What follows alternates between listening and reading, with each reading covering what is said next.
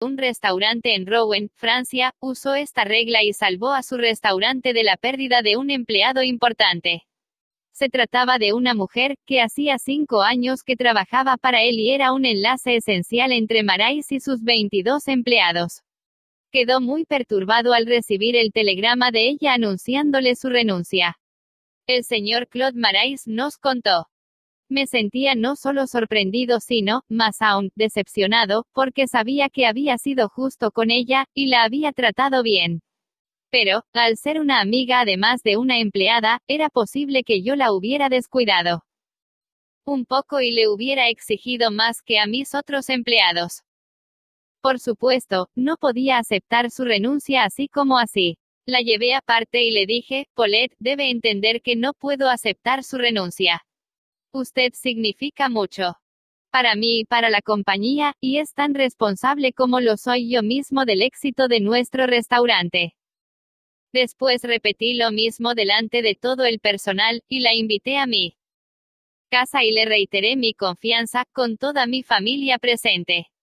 Paulette retiró su renuncia, y hoy puedo confiar en ella más que nunca antes. Y me tomo el trabajo de expresarle periódicamente mi aprecio por lo que hace, y reiterarle lo importante que es para mí y para el restaurante. Hábleles a las personas de ellos mismos, dijo Disraeli, uno de los hombres más astutos que han gobernado el Imperio Británico, y lo escucharán por horas. Regla 6. Haga que la otra persona se sienta importante, y hágalo sinceramente. En pocas palabras. 6 maneras de agradar a los DMAS. Regla 1. Interésese sinceramente por los demás. Regla 2. Sonría. Regla 3. Recuerde que para toda persona, su nombre es el sonido más dulce e importante en cualquier idioma. Regla 4. Sea un buen oyente. Anime a los demás a que hablen de sí mismos. Regla 5. Hable siempre de lo que interese a los demás. Regla 6. Haga que la otra persona se sienta importante y hágalo sinceramente. Tercera parte. Logre que los demás piensen como usted. 1. No es posible ganar una DISCUSION. Poco después de terminada la guerra aprendí una lección inolvidable. Estaba entonces en Londres, como apoderado de Sir Ross Smith. Durante la guerra, Sir Ross había sido el as australiano en Palestina, y poco después de lograda la paz, dejó atónito al mundo con un vuelo de 30 días sobre la mitad de su circunferencia terrestre. Jamás se había intentado una hazaña así. El gobierno australiano lo premió con $50.000, el rey de Inglaterra lo nombró caballero del imperio, y por un tiempo fue el hombre de quien más se hablaba en todo ese imperio. Una noche concurrí a un banquete que se servía en honor de Sir Ross. Durante la comida, el comensal sentado a mi lado narró un relato humorístico basado en la cita, hay una divinidad que forja nuestros fines, por mucho que queramos alterarlos. El comensal dijo que esta cita era de la Biblia. Se equivocaba. Yo lo sabía positivamente. No me cabía ni asomo de duda.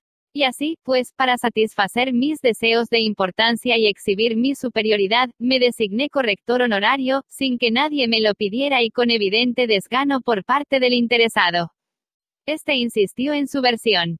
¿Qué? De Shakespeare. Imposible. Absurdo. Esa cita era de la Biblia.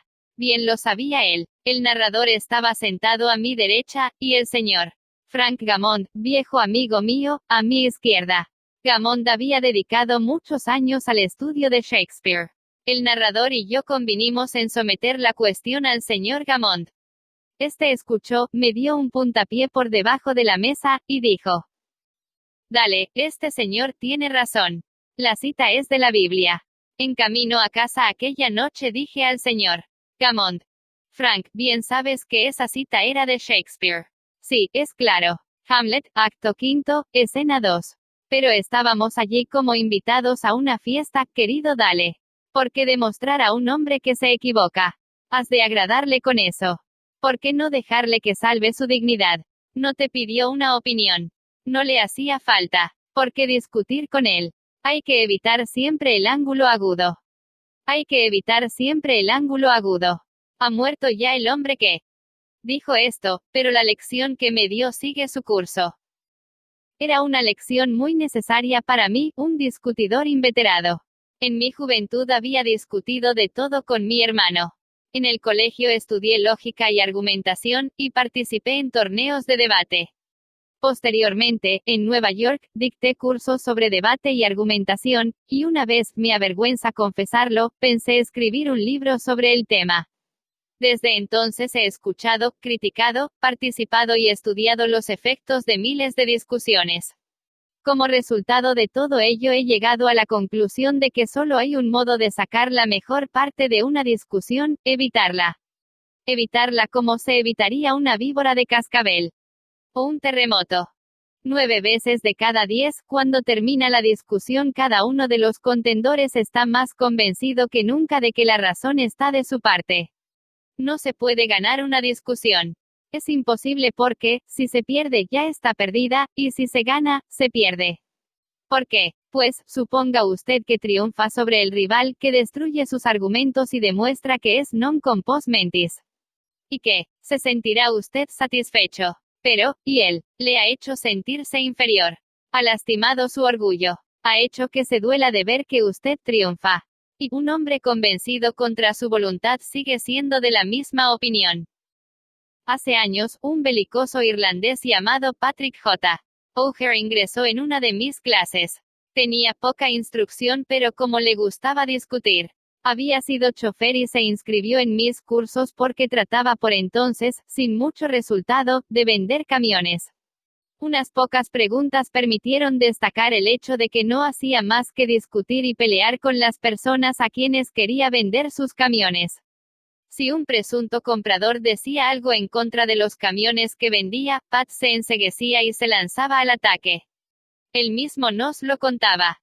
A menudo he salido de la oficina de un futuro cliente diciéndome, se las he cantado claras a ese pajarraco. Sí, es cierto que se las había cantado claras, pero no le había vendido nada. Mi primer problema no fue el de enseñar a Patrick J. O'Hare a hablar. Mi misión inmediata era enseñarle a abstenerse de hablar y evitar las luchas verbales. El señor O'Hare es ahora uno de los mejores vendedores que tiene en Nueva York la White Motor Company. ¿Cómo lo ha conseguido? Escuchemos su relato. Si entro ahora en la oficina de un presunto comprador y me dice que un camión White no sirven para nada, yo no usaría uno aunque me lo regalaran. Voy a comprar un camión tal. Yo le respondo, amigo mío, escúcheme. El camión tal es muy bueno. Si lo compra no se arrepentirá. Los camiones tales son fabricados por una buena compañía. El presunto comprador queda sin habla entonces. Ya no hay terreno para discutir. Si me dice que el tal es el mejor camión, y yo asiento, tiene que callarse. No se puede pasar el día diciendo, acento es el mejor, cuando yo estoy de acuerdo. Abandonamos entonces el tema del camión tal y yo empiezo a hablar de las condiciones del camión White. Hubo una época en que si una persona me hubiera hablado así yo habría perdido el tino. Habría empezado a discutir contra el tal, y cuanto más hablará tanto más discutiría el comprador, en favor del rival, y cuanto más discutiera el comprador, tanto más fácil sería a los rivales vender su camión. Al recordar ahora aquellas cosas, me pregunto cómo pude vender jamás un camión. Perdí muchos años de vida por discutir y pelear. Ahora cierro la boca. Da mejor resultado. Ya lo dijo Benjamin Franklin. Si discute usted, y pelea y contradice, puede lograr a veces un triunfo, pero será un triunfo vacío, porque jamás obtendrá la buena voluntad del contrincante. Piense, pues, en esto. ¿Qué prefiere tener, una victoria académica, teatral, o la buena voluntad de un hombre? Muy pocas veces obtendrá las dos cosas. El diario The Boston Transcript publicó una vez este significativo epitafio en solfa. Yacen aquí los despojos de un pobre viajero. Murió defendiendo su derecho de paso, razón le sobraba, estaba en lo justo, lo cierto. Mas tan muerto está como si hubiera errado. Puede tener usted razón, puede estar en lo cierto cuando discute, pero en cuanto a modificar el criterio del contendor lo mismo sería que se equivocara usted en los argumentos. Frederick J. Parsons, consultor especializado en impuesto a la renta, relataba que durante una hora estuvo discutiendo con un inspector del gobierno sobre cuestión de impuestos, una partida de $9,000. El señor Parsons sostenía que esos $9,000 eran en realidad una deuda incobrable que jamás serían percibidos y que no debían ser afectados por el impuesto. Nada de deudas incobrables, respondió el inspector. Hay que pagar el impuesto. Este inspector, narraba el señor Parsons ante nuestra clase, era arrogante y empecinado. Razonar con él estaba de más, señalar los hechos también. Cuanto más discutíamos, tanto más empecinado se ponía. Decidí entonces evitar la discusión, cambiar de tema, y hacerle ver mi apreciación por su importancia. Supongo, le dije, que este asunto es pequeño en comparación con las decisiones realmente importantes y difíciles que tendrá que adoptar usted tantas veces. Yo he estudiado la cuestión impositiva, pero solo en los libros. Usted obtiene su conocimiento gracias a la experiencia. A veces desearía tener un empleo como el suyo. Así podría aprender muchas cosas. Dije francamente lo que sentía al respecto. Pues bien, el inspector se irguió en su silla, se echó hacia atrás y conversó largamente acerca de su trabajo, de los hábiles fraudes que había descubierto. Su tono se hizo gradualmente más amistoso, y por fin empezó a hablarme de sus hijos. Al despedirse, me prometió espontáneamente que estudiaría mejor mi problema y en pocos días me haría conocer su decisión. 3 días más tarde llamó a mi oficina y me informó que había decidido dejar la declaración de impuestos tal como había sido formulada por mí. Este inspector demostraba una de las debilidades humanas más comunes. Quería sentirse importante, y mientras el señor Parsons argumentaba con él, satisfacía ese deseo afirmando bruscamente su autoridad. Pero tan pronto como se admitió su importancia y se detuvo la discusión, cuando pudo revelar ampliamente su yo, se convirtió en un ser humano lleno de simpatía y bondad. Buda dijo, el odio nunca es vencido por el odio sino por el amor, y un malentendido no termina nunca gracias a una discusión sino gracias al tacto, la diplomacia, la conciliación, y un sincero deseo de apreciar el punto de vista de los demás. Lincoln reprendió cierta vez a un joven oficial del ejército porque se había dejado llevar a una violenta controversia con un compañero. Y Lincoln dijo así, no debe perder tiempo en discusiones personales la persona que está resuelta a hacer lo más que pueda, y menos todavía debe exponerse a las consecuencias, incluso la ruina de su carácter y la pérdida de su serenidad. Ceded en las cosas grandes sobre las cuales no podéis exhibir más que derechos iguales, y ceded en las más pequeñas aunque os sean claramente propias. Mejor es dar paso a un perro, que ser mordido por él al disputarle ese derecho. Ni aun matando al perro se curaría de la mordedura. En un artículo aparecido en Bits and Pieces 3, se publicaron algunas sugerencias para impedir que un desacuerdo se transforme en una discusión. Acepte el desacuerdo. Recuerde el slogan, cuando dos socios siempre están de acuerdo, uno de ellos no es necesario. Si hay algo que se le ha pasado por alto, agradezca a quien se lo recuerde. Quizá este desacuerdo es su oportunidad de corregirse antes de cometer un grave error. Desconfíe de su primera impresión instintiva. Nuestra primera reacción natural en una situación desagradable es ponernos a la defensiva. Puede ser para peor, no para mejor. Controle su carácter. Recuerde que se puede medir la dimensión de una persona por lo que la irrita. Primero, escuche. Dele a su oponente la oportunidad de hablar. Déjelo terminar. No se resista, defienda ni discuta. Eso solo levanta barreras. Trate de construir puentes de comprensión. No construya altos muros de incomprensión. Busque las áreas de acuerdo.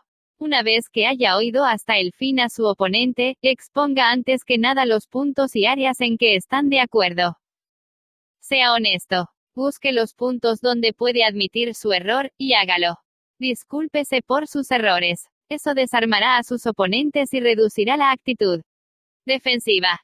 Prometa pensar y analizar con cuidado las ideas de sus oponentes. Y hágalo en serio. Sus oponentes pueden tener razón. Es mucho más fácil, en este estadio, acceder a pensar en sus posiciones, antes que avanzar a ciegas y verse después en una posición en que sus oponentes puedan decir, quisimos decírselo, pero usted no escuchó. Agradezca sinceramente a sus oponentes por su interés. Cualquiera que se tome el trabajo de presentar y sostener objeciones está interesado en lo mismo que usted. Piénselos como gente que realmente quiere ayudarlo, y haga amigos de sus oponentes. Posponga la acción de modo que ambos bandos tengan tiempo de repensar el problema.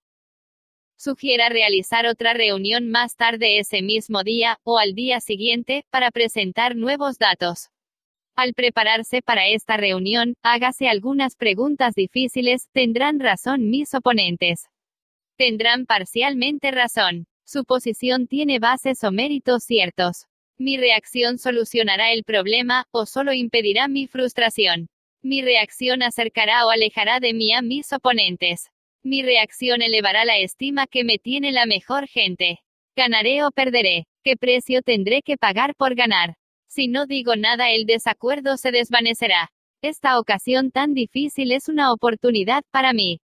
Jean Pierce, el tenor de ópera, después de casi 50 años de matrimonio, observó, hace mucho tiempo mi esposa y yo hicimos un pacto que hemos mantenido a pesar de toda la furia que hemos podido llegar a sentir uno hacia el otro. Cuando uno grita, el otro escucha. Cuando dos personas gritan, no hay comunicación, solo ruido y malas vibraciones. Regla 1. La única forma de salir ganando de una discusión es evitándola. 2. Un medio seguro de conquistar enemigos. ¿Y cómo evitarlo?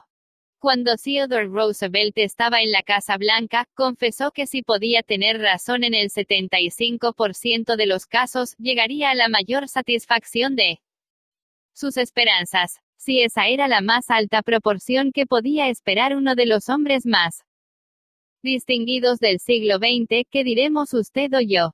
Si tiene usted la seguridad de estar en lo cierto solamente el 55% de las veces, ya puede ir a Wall Street, ganar $1 millón por día, comprarse un yate, casarse con una corista. Y si no puede estar seguro de hallarse en lo cierto ni siquiera el 55% de las veces, ¿por qué ha de decir a los demás que están equivocados? Puede decirse a la otra persona que se equivoca, con una mirada o una entonación o un gesto, tan elocuentemente como con palabras, y si le dice usted que se equivoca, quiere hacerle convenir por usted. Jamás. Porque ha asestado un golpe directo a su inteligencia, su juicio, su orgullo, su respeto por sí mismo. Esto hará que quiera devolverle el golpe. Pero nunca que quiera cambiar de idea. Podrá usted volcar sobre él toda la lógica de un Platón o de un Kant, pero no alterará sus opiniones porque ha lastimado sus sentimientos. No empiece nunca anunciando, le voy a demostrar tal y tal cosa. Está mal. Eso equivale a decir, soy más vivo que usted. Voy a decirle una o dos cosas y le haré cambiar de idea.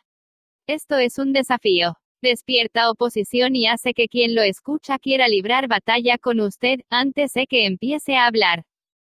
Es difícil, aun bajo las condiciones más benignas, hacer que los demás cambien de idea. ¿Por qué hacerlo aún más difícil, pues? ¿Por qué ponerse en desventaja? Si va usted a demostrar algo, que no lo sepa nadie. Hágalo sutilmente, con tal destreza que nadie piense que lo está haciendo. Así lo expresó Alexander Pope. Se ha de enseñar a los hombres como si no se les enseñara, y proponerles cosas ignoradas como si fueran olvidadas. Hace más de 300 años, Galileo dijo: no se le puede enseñar nada a nadie, solo se lo puede ayudar a que lo encuentre dentro de sí. Lord Chesterfield dijo así a su hijo: has de ser más sabio que los demás, si puedes, pero no lo digas.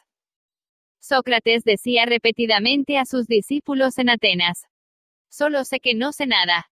Bien, no puedo tener ya la esperanza de ser más inteligente que Sócrates, por lo tanto, he dejado de decir a los demás que se equivocan. Y compruebo que rinde beneficios. Si alguien hace una afirmación que a juicio de usted está errada, sí, aun cuando usted sepa que está errada, es mucho mejor empezar diciendo, bien.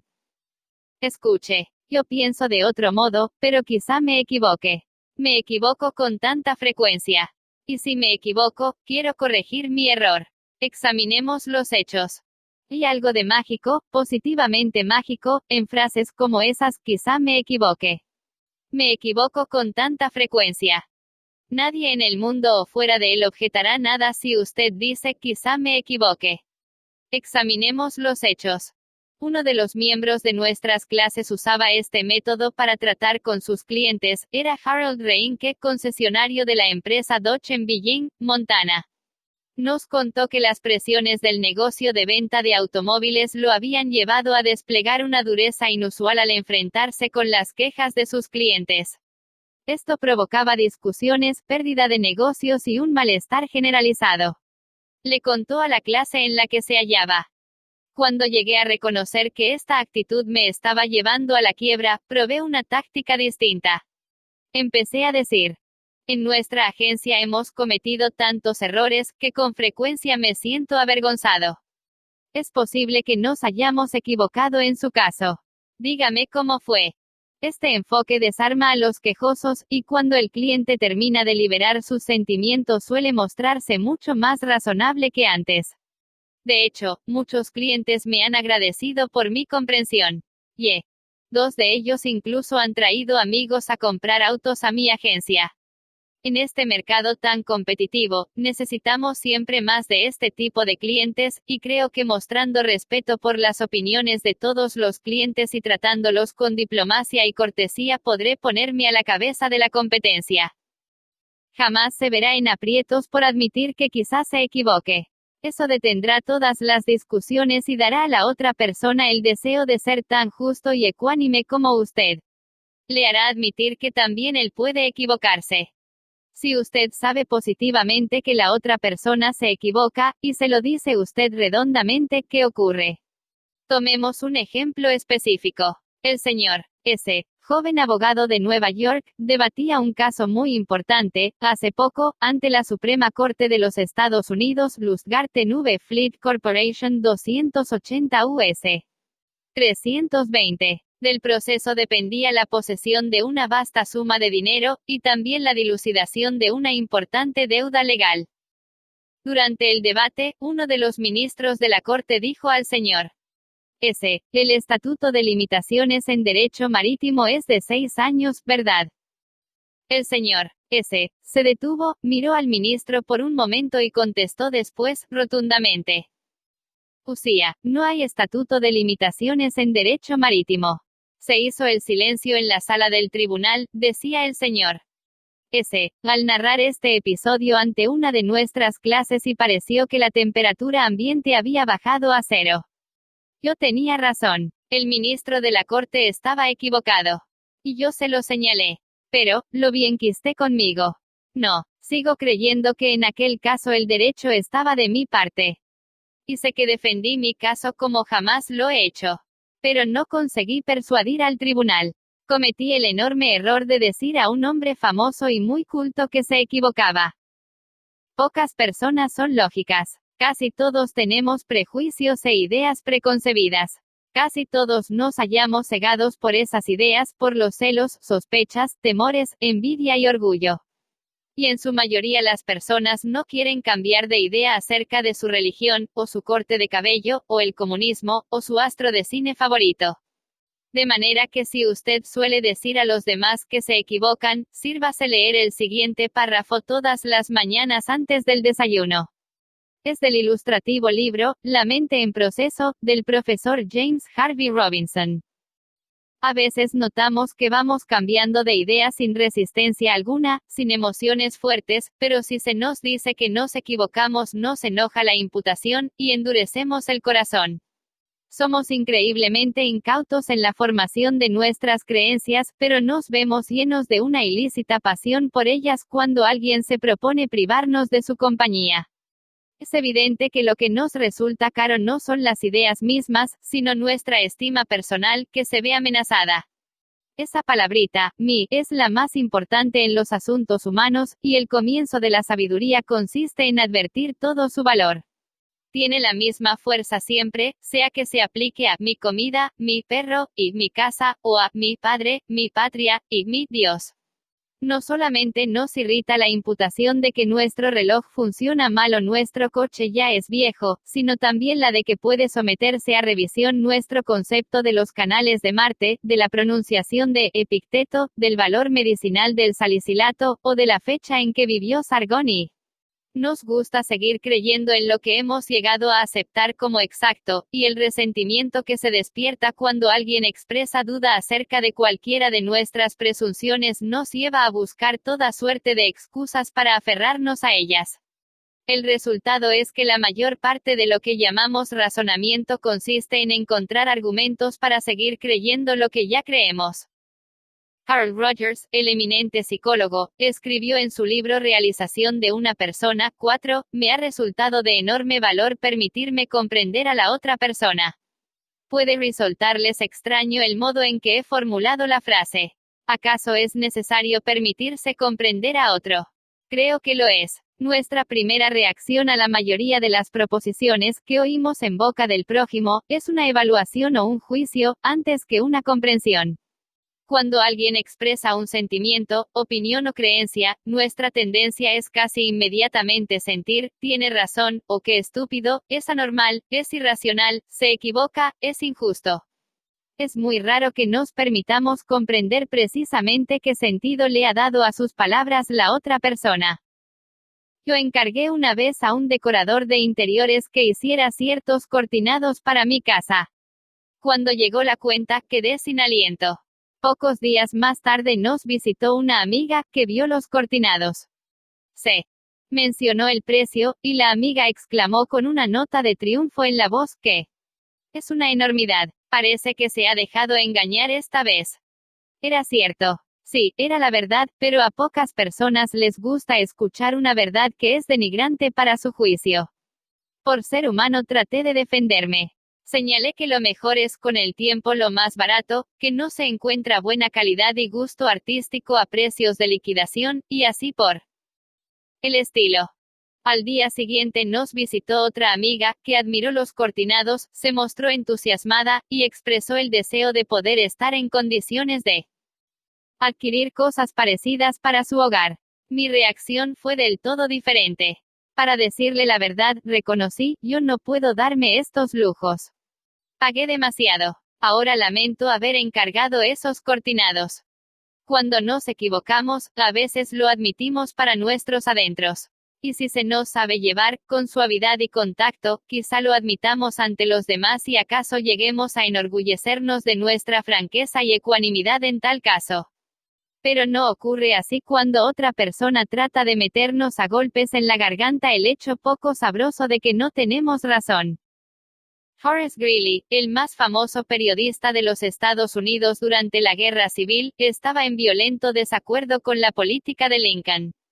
Creía que podía obligar a Lincoln a convenir con él mediante una campaña de argumentación, burlas e insultos. Libró esta acerba campaña mes tras mes, año tras año. Hasta la noche en que Booth hirió a Lincoln, escribió un ataque personal de tono brutal, amargo, sarcástico, contra el presidente. Pero, consiguió Greeley, con esta acervidad, que Lincoln estuviera de acuerdo con él.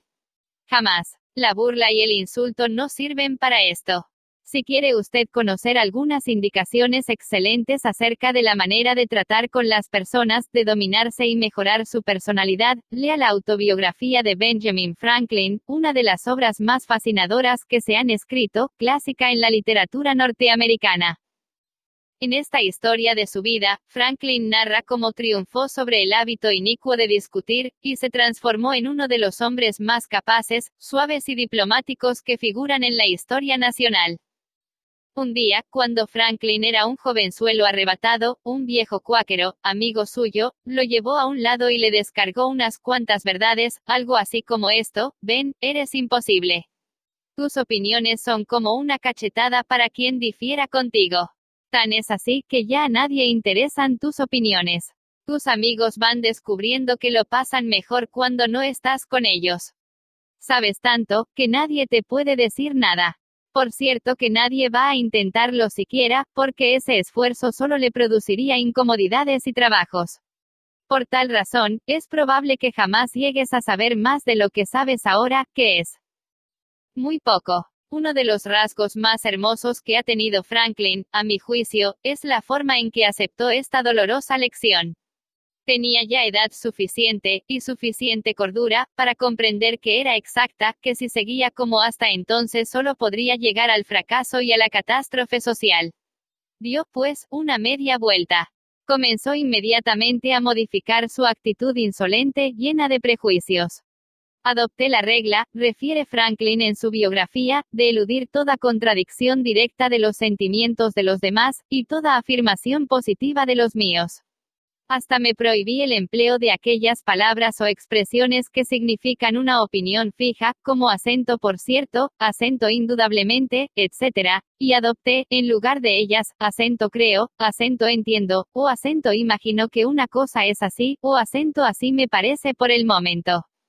Cuando otra persona aseguraba algo que a mi juicio era un error, yo me negaba el placer de contradecirla abiertamente y de demostrar enseguida algún absurdo en sus palabras, y al responder comenzaba observando que en ciertos casos o circunstancias su opinión sería acertada, pero que, en el caso presente me parecía que habría cierta diferencia, etc. Pronto advertí las ventajas de este cambio de actitud. Las conversaciones que entablaba procedían más agradablemente, la forma modesta en que exponía mis opiniones les procuraba una recepción más pronta y menos contradicción, me veía menos mortificado cuando notaba que estaba en error, y conseguía más fácilmente que los otros admitieran sus errores y se sumaran a mi opinión cuando era la justa. Y esta manera de actuar, que al principio empleé con cierta violencia en cuanto a las inclinaciones naturales, se hizo con el tiempo tan fácil, y fue tan habitual que acaso en los últimos 50 años nadie ha escuchado de mis labios una expresión dogmática. Y a esta costumbre, después de mi carácter de integridad, considero deber principalmente el hecho de que tuve tanto peso ante mis conciudadanos cuando propuse nuevas instituciones, o alteraciones en las antiguas, y tanta influencia en los consejos públicos cuando fui miembro de ellos, porque yo era un mal orador, jamás elocuente, sujeto a mucha vacilación en mi elección de las palabras, incorrecto en el idioma, y sin embargo generalmente hice valer mis opiniones. ¿Qué resultado dan en los negocios los métodos de Benjamin Franklin? Veamos dos ejemplos. Catherine A. Allred, de Kings Mountain, Carolina del Norte, es supervisora de ingeniería industrial en una fábrica textil. Le contó a una de nuestras clases cómo manejó un problema delicado antes y después de seguir nuestro curso. Parte de mi responsabilidad, dijo, es crear y mantener sistemas y normas de incentivación para nuestros operarios, de modo que puedan hacer más dinero produciendo más hilados. El sistema que habíamos estado usando funcionaba muy bien cuando solo teníamos 2 o 3 tipos diferentes de hilado, pero recientemente ampliamos nuestro inventario e instalaciones de modo de permitirnos producir más de 12 variedades diferentes. El sistema actual ya no es adecuado para pagar con justicia a los operarios por el trabajo que realizan dándoles un incentivo para aumentar la producción. Yo había ideado un sistema nuevo que nos permitiría pagarle al operario por la clase de hilado que estuviera produciendo en cada momento. Con mi nuevo sistema en la mano, entré a una reunión de directorio decidida a probar que mi idea era la más adecuada. Les expliqué en detalle en qué se habían equivocado y les mostré lo injustos que habían sido, y les dije que yo tenía todas las respuestas que necesitaban. Para decirlo suavemente, fracasé miserablemente. Me había afanado tanto en defender mi nuevo sistema, que no les había dado oportunidad de admitir decorosamente que el viejo sistema ya no les servía. La cuestión quedó congelada. Después de varias clases en este curso, comprendí muy bien dónde había estado mi error. Pedí otra reunión, y esta vez les pregunté dónde creían que tenían problemas. Discutimos cada punto, y les pedí sus opiniones sobre los mejores modos de proceder. Con unas pocas sugerencias lanzadas aquí y allá, dejé que ellos mismos presentaran mi sistema. Al final de la reunión, cuando lo expuse, lo aceptaron con entusiasmo. Ahora estoy convencida de que no puede lograrse nada bueno, y si puede hacerse mucho daño, si uno le dice directamente a una persona que está equivocada. Solo se consigue despojar a esa persona de su autodignidad, y uno queda como un entrometido. Tomemos otro ejemplo, y recordemos que estos casos son típicos de las experiencias de miles de personas. R.V. Crowley es vendedor en una gran empresa maderera de Nueva York. Crowley admite que durante años estuvo diciendo que se equivocaban a muchos experimentados inspectores de maderas. Y había ganado las discusiones. Pero sin ningún beneficio. Porque estos inspectores, dijo el señor Crowley, son como árbitros de fútbol. Una vez que llegan a una decisión no la cambian más. El señor Crowley comprobó que su empresa perdía mucho dinero gracias a las discusiones que él ganaba. De modo que, mientras seguía uno de mis cursos, resolvió cambiar de táctica y renunciar a las discusiones.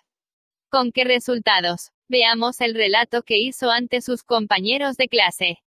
Una mañana sonó el teléfono de mi oficina.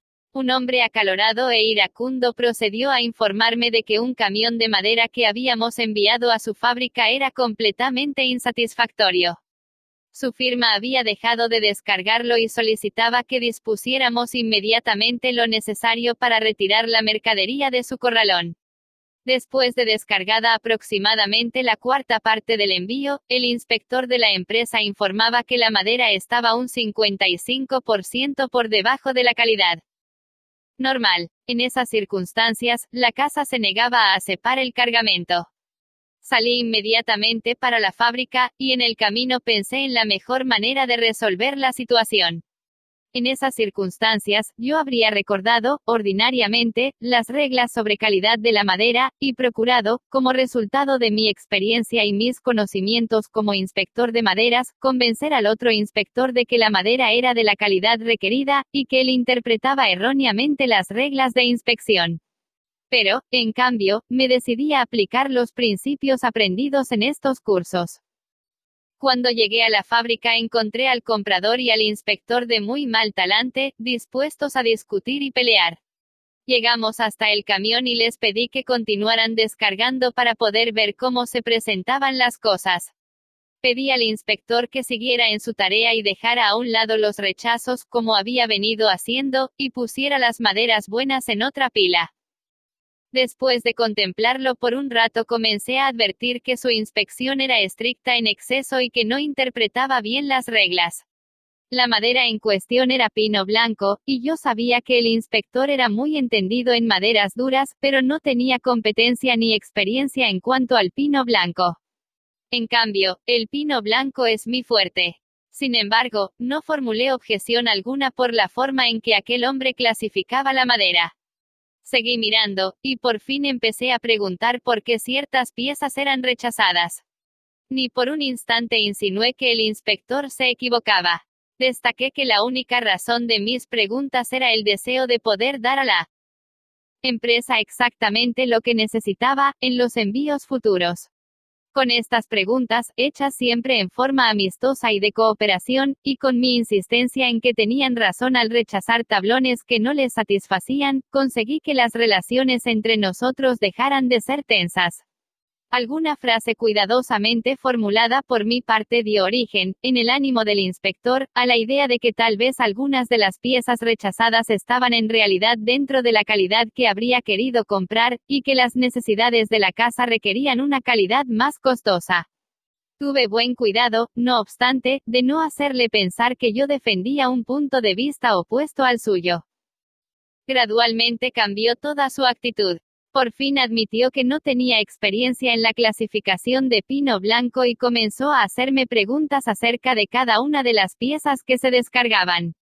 Yo explicaba entonces por qué tal o cual pieza entraba dentro de la calidad especificada en el pedido, pero insistiendo siempre en que no quería que la casa la aceptara si no respondía a sus necesidades. Por fin el inspector llegó al punto de sentirse culpable cada vez que colocaba un tablón en la pila de los rechazos. Y por último comprendió que el error había sido de su empresa, por no especificar en el pedido una calidad tan buena como la que necesitaban. El resultado final fue que volvió a revisar todo el cargamento después de marcharme yo, que aceptó toda la madera y que recibimos un cheque por el pago total. En este caso solo un poco de tacto y la decisión de abstenerse de decir a la otra persona que se equivoca, resultó para mi compañía una economía de una buena cantidad de dinero contante y sonante, y sería difícil fijar el valor monetario de la buena voluntad que se salvó por ese medio. Una vez le preguntaron a Martin Luther King cómo podía admirar, siendo un pacifista, al general de la Fuerza Aérea Daniel Chappie James, que en aquel entonces era el militar negro de más rango en el país. El Dr. King respondió: juzgo a la gente por sus principios, no por los míos. De modo similar, el general Robert E. Lee le habló una vez al presidente de la Confederación, Jefferson Davis, en los términos más elogiosos, sobre cierto oficial bajo su mando. Otro oficial que estaba presente quedó atónito. General, le dijo, ¿no sabe que el hombre del que habla con tanta admiración es uno de sus peores enemigos, que no pierde ocasión de denigrarlo? Sí, respondió el general Lee. Pero el presidente me pidió mi opinión. De él, no la opinión que él tiene de mí. Pero yo no revelo nada nuevo en este capítulo. Hace 19 siglos, Jesucristo dijo, ponte rápidamente de acuerdo con tu adversario. Y 2200 años antes del nacimiento de Jesucristo, el rey Actoi de Egipto dio a un hijo ciertos consejos muy sagaces, consejos que no son muy necesarios hoy. Sé diplomático, le dijo el rey, te ayudará a obtener tus deseos. En otras palabras, no hay que discutir con el cliente o con el cónyuge o con el adversario. No le diga que se equivoca, no lo haga enojar, utilice un poco de tacto, de diplomacia. Regla 2. Demuestre respeto por las opiniones ajenas, jamás diga a una persona que está equivocada. 3. Si se equivoca usted, admítalo.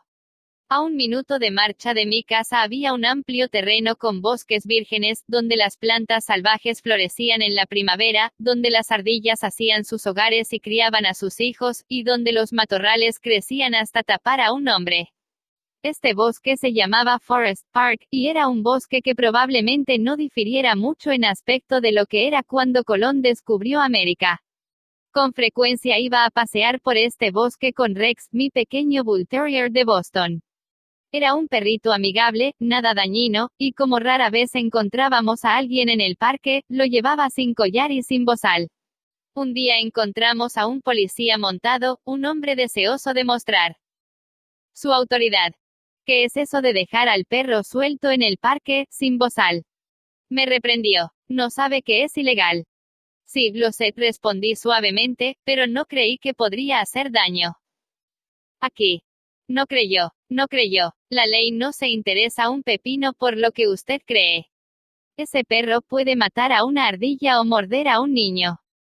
Por esta vez no le diré nada, pero si vuelvo a encontrar a ese perro sin bozal y sin su collar y correa, lo llevaré ante el juez. Prometí obedecer. Y obedecí, unas pocas veces. Pero Rex estaba incómodo con el bozal, y a mí me dolía ponérselo, de modo que decidí no colocárselo más. Todo marchó bien por un tiempo, pero de pronto tuvimos un tropiezo. Rex y yo corríamos por un sendero, cierta tarde, cuando repentinamente vi la majestad de la ley, montada en un caballo alazán. Rex corría adelante, directamente hacia el policía. Yo sabía ya que estaba perdido. No esperé que el policía empezara a hablar. Le gané, le dije. Agente, me ha sorprendido con las manos en la masa. Soy culpable. No tengo excusas ni disculpas. La semana pasada me advirtió usted que si volvía a traer al perro sin bozal me iba a aplicar una multa. Sí, es cierto, respondió el agente con tono muy suave. Pero yo sé que es una tentación dejar que el pobre perrito corra un poco por aquí cuando no hay nadie cerca. Claro que es una tentación, pero es contrario a la ley. Bueno, un perrito tan chico no va a hacer daño a nadie, recordó el agente. No, pero puede matar a alguna ardilla, insistí. Vamos, creo que usted está extremando las cosas. Escúcheme, déjelo correr más allá de esa colina, donde yo no pueda verlo. Y aquí no ha pasado nada.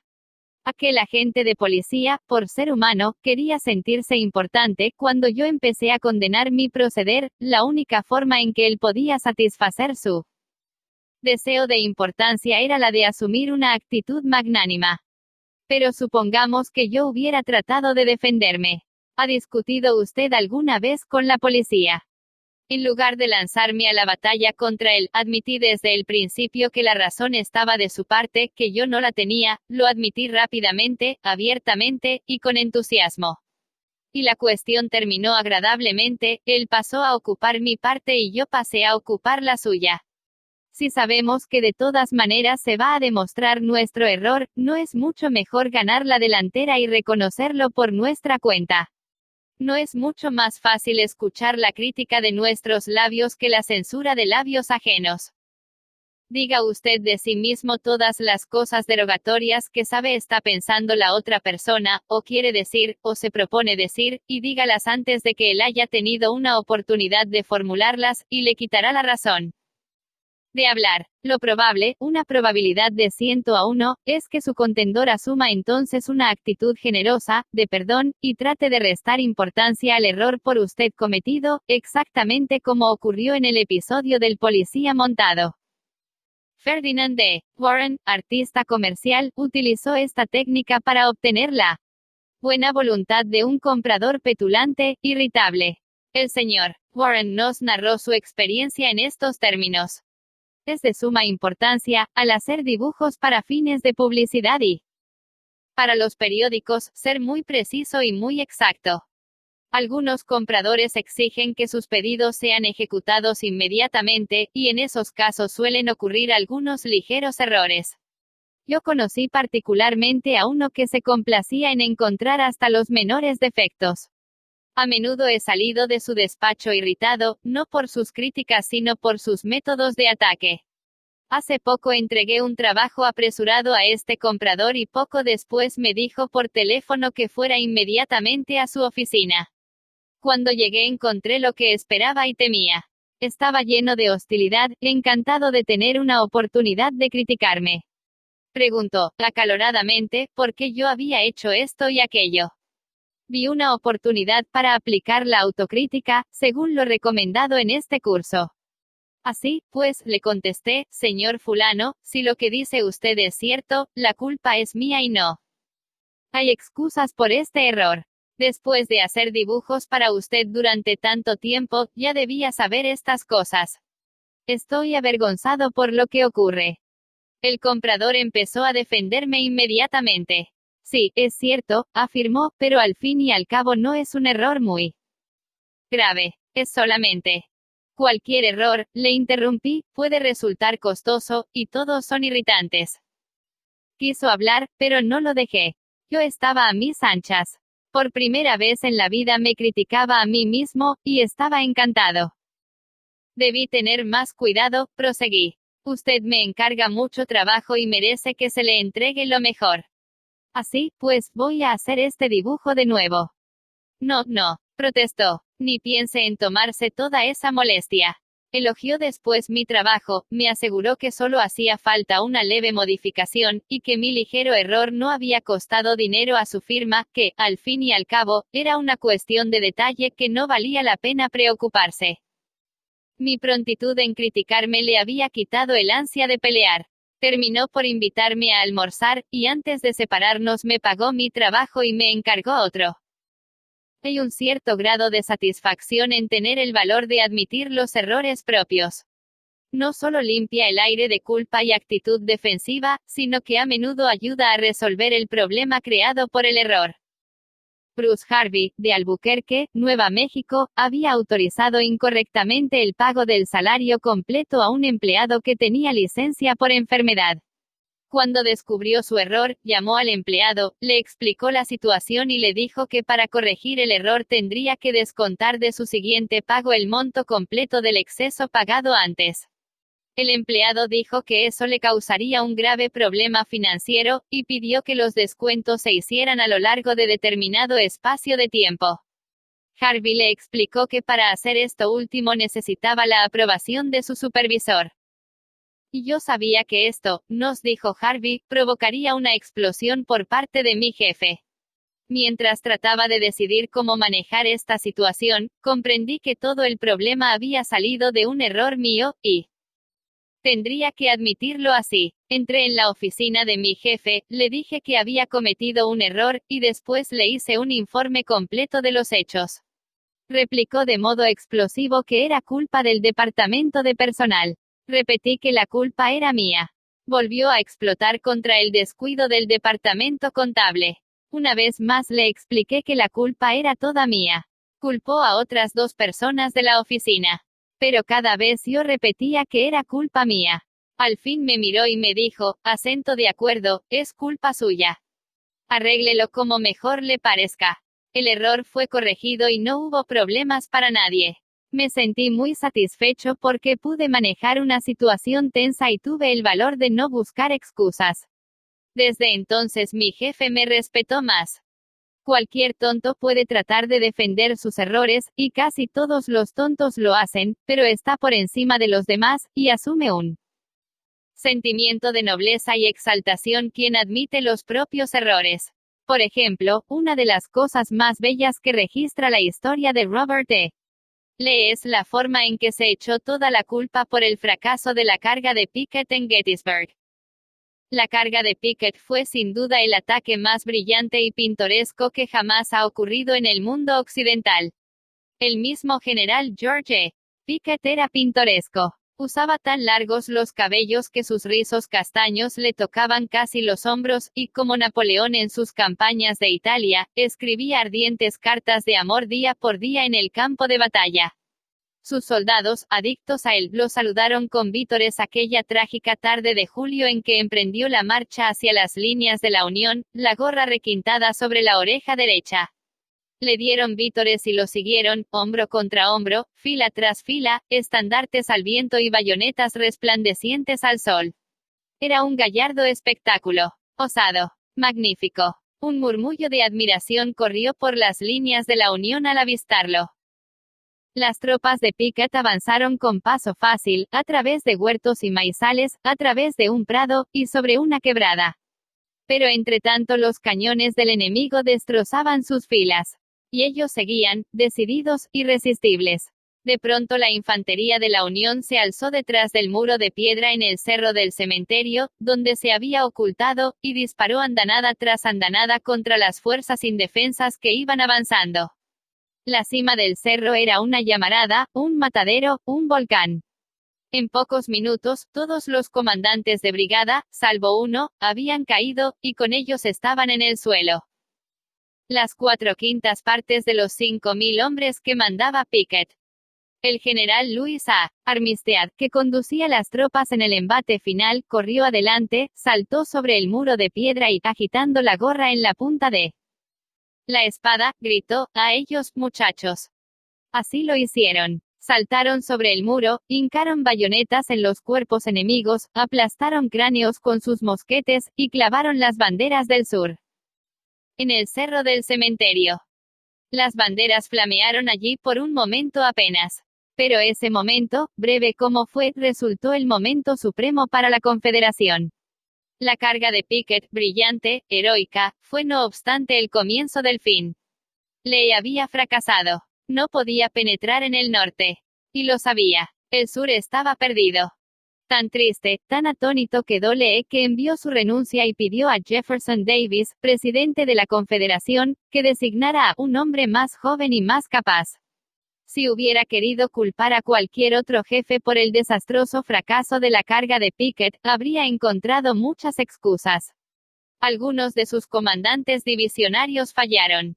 La caballería no llegó a tiempo para apoyar el ataque de la infantería. Esto resultó mal y aquello también. Pero Lee era demasiado noble para culpar a los demás. Cuando los soldados de Pickett, vencidos, ensangrentados, volvieron trabajosamente a las líneas confederadas, Robert E. Lee salió a su encuentro, a solas, y los recibió con una autocrítica que era poco menos que sublime. Todo esto, confesó, ha sido por culpa mía. Yo, y solamente yo, he perdido esta batalla. Pocos generales de la historia han tenido el valor y la fuerza de carácter necesarios para admitir tal cosa. Michael Cheung, instructor de uno de nuestros cursos en Hong Kong, nos contó que la cultura china presenta algunos problemas especiales, y dijo que a veces es necesario reconocer que los beneficios de aplicar un principio pueden superar las ventajas de mantener una antigua tradición. Tenía un alumno, un hombre maduro, que hacía muchos años estaba distanciado de su hijo. El padre había sido adicto al opio, pero ahora estaba curado. En la tradición china, una persona mayor no puede tomar la iniciativa en un caso como aquel. El padre sentía que le correspondía al hijo dar el primer paso hacia la reconciliación. En una de las primeras clases del curso habló de sus nietos que no conocía, y de lo mucho que deseaba reunirse con su hijo. Los alumnos del curso, todos chinos, comprendieron su conflicto entre su deseo y una antigua tradición. El padre sentía que los jóvenes debían mostrar respeto por sus mayores, y que estaba en lo justo al no ceder a su deseo y esperar a que fuera su hijo quien se acercara a él. Hacia el fin del curso, el padre volvió a dirigirse a la clase. He estado pensando en mi problema, dijo. Dale Carnegie dice, si usted se equivoca, admítalo rápida y enfáticamente. Es demasiado tarde para que yo lo admita rápido, pero puedo hacerlo enfáticamente. Me porté mal con mi hijo. Él tuvo razón en no querer verme y en alejarme de su vida. Puedo perder dignidad al pedirle perdón a una persona más joven, pero fue mi culpa, y es mi responsabilidad admitirlo. La clase lo aplaudió y le dio todo su apoyo. En la clase siguiente contó que había ido a la casa de su hijo, le había pedido perdón, y ahora había iniciado una nueva relación con su hijo, su nuera y sus nietos a los que al fin había conocido. Elbert Hubbard fue uno de los autores más originales y que más agitaron a los Estados Unidos, y sus mordaces escritos despertaron a menudo fieros resentimientos. Pero Hubbard, gracias a su rara habilidad para tratar con la gente, convirtió frecuentemente a sus enemigos en amigos. Por ejemplo, cuando un lector irritado le escribía para decir que no estaba de acuerdo con tal o cual artículo, y terminaba llamando a Hubbard esto y aquello, el escritor solía responder más o menos así: ahora que lo pienso bien, yo tampoco estoy muy de acuerdo con ese artículo. No todo lo que escribí ayer me gusta hoy. Me alegro de poder saber lo que opina usted al respecto. Si alguna vez viene por aquí, debe visitarnos, y ya desgranaremos este tema para siempre. A la distancia, con un apretón de manos, soy de usted, muy atentamente. ¿Qué se puede decir a un hombre que nos trata así? Cuando tenemos razón, tratemos pues de atraer, suavemente y con tacto, a los demás a nuestra manera de pensar, y cuando nos equivocamos, muy a menudo, por cierto, a poco que seamos honestos con nosotros mismos, admitamos rápidamente y con entusiasmo el error.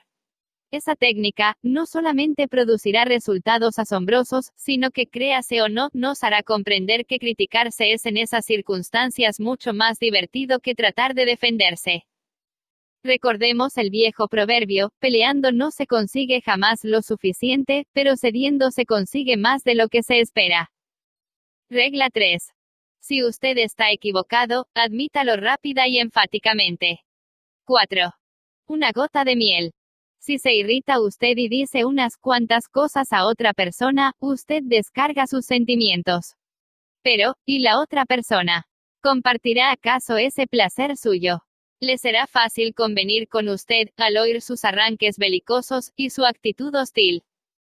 Si vienes hacia mí con los puños cerrados, dijo Woodrow Wilson, creo poder prometerte que los míos se aprestarán más rápido que los tuyos, pero si vienes a mí y me dices, sentémonos y conversemos y, si estamos en desacuerdo, comprendamos por qué estamos en desacuerdo, y precisamente en que lo estamos, llegaremos a advertir que al fin y al cabo no nos hallamos tan lejos uno de otro, que los puntos en que diferimos son pocos y los puntos en que convenimos son muchos, y que si tenemos la paciencia y la franqueza y el deseo necesario para ponernos de acuerdo, a ello llegaremos.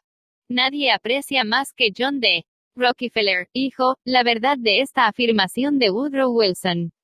Allá por 1915, Rockefeller era el hombre más despreciado en Colorado. Durante 2 años terribles había sacudido a ese estado una de las más cruentas huelgas en la historia de la industria norteamericana. Los mineros, furiosos, belicosos, exigían paga más elevada a la Colorado Fuel y Iron Company, y Rockefeller dominaba en esa compañía.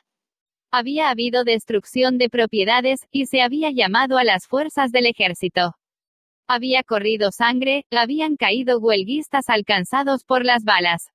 En un momento como ese, ardiente de odio el aire, Rockefeller quería conquistar a su manera de pensar a todos los huelguistas.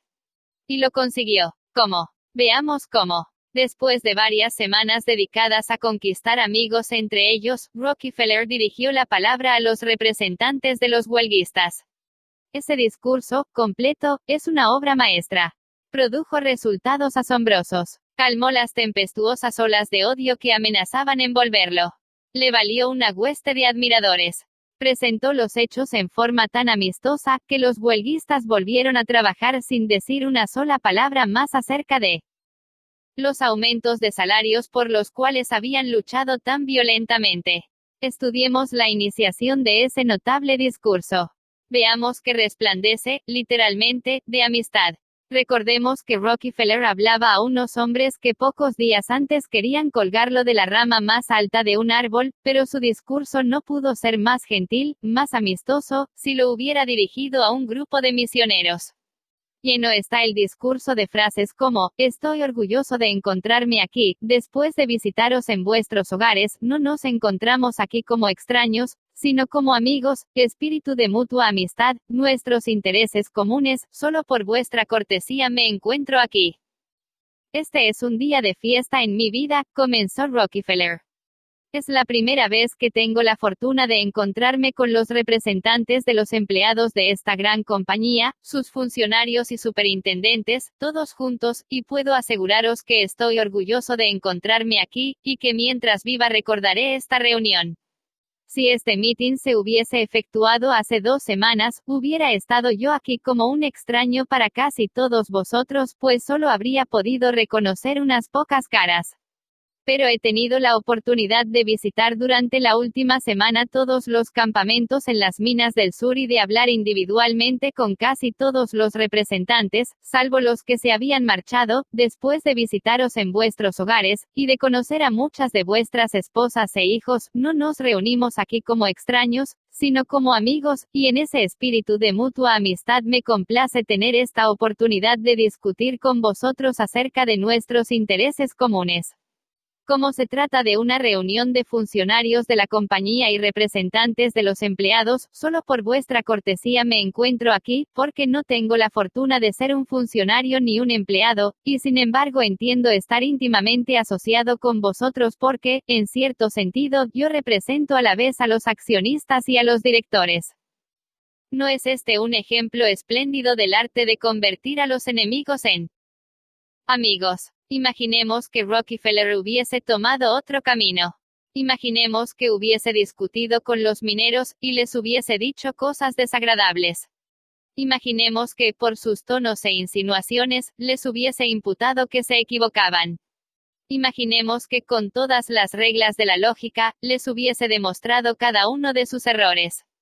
¿Qué habría ocurrido? Habría despertado más ira, más odio, más rebelión. Si el corazón de un hombre está lleno de discordia y malos sentimientos contra usted, no puede usted atraerlo a su manera de pensar ni con toda la lógica de la creación. Los padres regañones, los patrones mandones y los maridos o esposas rezongones deben comprender que a nadie le gusta cambiar de idea. Nadie es posible obligar por la fuerza a que convenga con usted o conmigo. Pero es posible conducir a la otra persona a ello, si somos suaves y amables. Ya lo dijo Lincoln hace cerca de 100 años. Estas son sus palabras. Una vieja y exacta máxima dice que, una gota de miel caza más moscas que un galón de hiel. También ocurre con los hombres que si usted quiere ganar a alguien a su causa, debe convencerlo primero de que es usted un amigo sincero. Ahí está la gota de miel que caza su corazón, el cual, dígase lo que se quiera, es el camino real hacia su razón. Las personas de negocios van aprendiendo que rinde beneficios el ser amables con los huelguistas. Por ejemplo, cuando 2.500 empleados de la fábrica de la White Motor Company se declararon en huelga, pidiendo aumento de salarios y reconocimiento del sindicato, Robert F. Black, presidente de la empresa, no formuló acres censuras, ni amenazas, ni habló de tiranía y de comunismo. Elogió a los huelguistas. Publicó en los diarios de Cleveland un anuncio en que los felicitaba por la forma pacífica en que han abandonado sus herramientas. Al ver que los huelguistas que cuidaban que no trabajarán los rompehuelgas estaban ociosos, les compró un par de docenas de palos de béisbol, y los guantes correspondientes, y los invitó a jugar en terrenos baldíos. Para quienes preferían jugar a los bolos, alquiló un local adecuado. Esta muestra de amistad por parte del Sr. Black logró lo que siempre logra la amistad, engendró más amistad. Entonces los huelguistas consiguieron escobas, palas y carros, y comenzaron a recoger los fósforos, papeles y colillas de cigarros en torno a la fábrica. Imaginemos eso. Imaginemos a unos huelguistas dedicados a limpiar el terreno de la fábrica mientras batallaban por salarios más elevados y por el reconocimiento del sindicato. Jamás se había producido un acontecimiento así en la larga y tempestuosa historia de los conflictos obreros en los Estados Unidos. Esta huelga terminó en menos de una semana con una transacción, y terminó sin rencores ni malos sentimientos. Daniel Webster, que parecía un dios y hablaba como Jehová, fue uno de los abogados de mayor éxito, pero solía emitir sus argumentos más poderosos con expresiones tan amables como estas: al jurado corresponde considerar, quizá valga la pena pensar en esto, caballeros, aquí hay algunos hechos que espero no serán perdidos de vista, caballeros, o ustedes, señores, con su conocimiento del carácter humano, verán fácilmente el significado de estos hechos. Nada de presión. Ni un intento de forzar las opiniones sobre los demás. Webster utilizaba el método tranquilo, calmo, amistoso, y esto contribuyó a hacerlo famoso. Tal vez no tenga usted que resolver una huelga o que dirigirse a un jurado jamás, pero acaso quiera obtener una rebaja en el alquiler. Le servirá entonces este método. Veamos. O. L. Straub, ingeniero, quería que le rebajaran el alquiler. Y sabía que el dueño de casa era un hombre muy enérgico. En una conversación ante nuestra clase relató: escribí al dueño de casa notificándole que iba a dejar el departamento tan pronto como expirara el contrato. La verdad es que no quería mudarme de casa. Quería permanecer en ella, siempre que me redujeran el alquiler. Pero la situación no ofrecía esperanzas. Otros inquilinos lo habían intentado infructuosamente.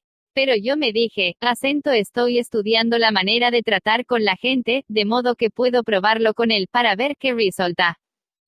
El dueño de casa y su secretario vinieron a verme tan pronto como recibieron la carta. Los recibí en la puerta con amistosa deferencia. Irradiaba buena voluntad y entusiasmo. No empecé a hablar de lo elevado que era el alquiler. Empecé hablando de lo mucho que me gustaba el departamento. Fui caluroso en mi aprobación y generoso en mis elogios. Lo felicité por la forma en que se atendía a los inquilinos y funcionaba la casa de departamentos, y agregué que me encantaría poder seguir otro año allí, pero no me alcanzaba el presupuesto. Es evidente que jamás había tenido aquel hombre una recepción así de un inquilino. No sabía qué pasaba. Entonces empezó a narrarme sus dificultades. Inquilinos quejosos. Uno había escrito 14 cartas, varias de ellas insultantes. Otro amenazaba desconocer el contrato a menos que el propietario prohibiera roncar al hombre que vivía en el piso superior. «Qué consuelo», dijo, «es tener un inquilino como usted». Y luego, sin que se lo pidiera yo, ofreció reducirme algo el alquiler. Yo quería una rebaja mayor, de modo que indiqué la cifra que podía pagar, sin desequilibrar el presupuesto, y el dueño aceptó sin una protesta. Cuando se marchaba, se volvió hacia mí y preguntó cómo quiere que le decoremos el departamento. Si yo hubiese tratado de obtener una rebaja de alquiler por el método de los otros inquilinos, estoy seguro de que habría tropezado con el mismo fracaso que ellos.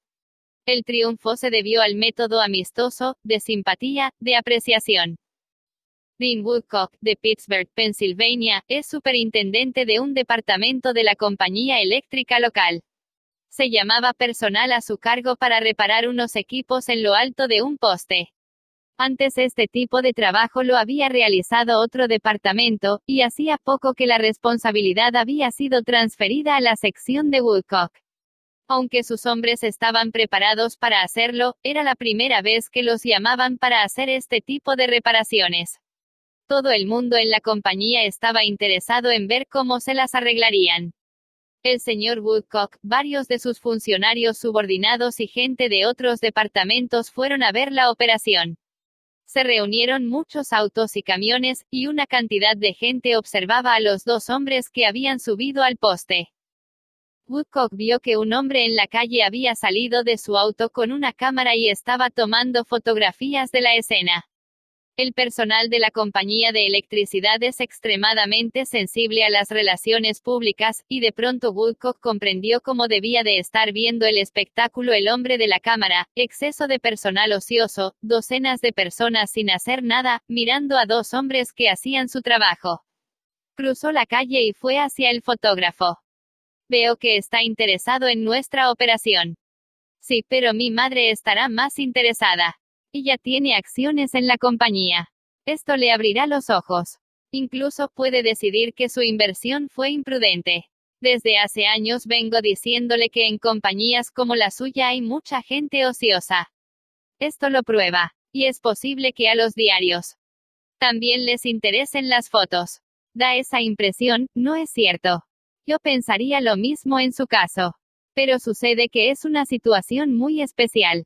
Y explicó de qué se trataba, que era la primera salida de este tipo para su departamento, y todos estaban interesados en ver los resultados de los ejecutivos para abajo. Le aseguró que bajo condiciones normales, los dos hombres vendrían a trabajar solos. El fotógrafo bajó la cámara, le dio la mano a Woodcock y le agradeció que se hubiera tomado la molestia de explicarle la situación. La actitud amistosa de Dean Woodcock le ahorró a su compañía una mala publicidad. Otro miembro de una de nuestras clases, Gerald H. Quinn, de Little Run, New Hampshire, nos contó cómo, mediante una actitud amistosa, obtuvo un arreglo muy ventajoso en un caso de reclamo por daños.